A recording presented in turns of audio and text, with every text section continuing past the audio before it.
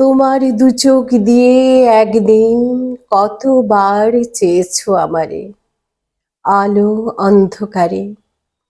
তোমার পায়ের শব্দ কতবার শুনিয়াছি আমি, নিকটে নিকটে আমি ছিলাম তোমার, তবু সেই দিন আজ রাত্রে আসিয়াছে নামি। এই দূর সমুদ্রের জলে যে নক্ষত্র দেখো নাই কোনোদিন, দাঁড়ায়েছি আজ তার তলে। সারাদিন হাঁটিয়াছি আমি পায়ে পায়ে বালকের মতো এক, তারপর গিয়েছি হারাই সমুদ্রের জলে, নক্ষত্রের তলে, রাত্রে অন্ধকারে। তোমার পায়ের শব্দ শুনিব না, তবু আজ জানি আমি, আজ তবু আসিবে না খুঁজিতে আমারে।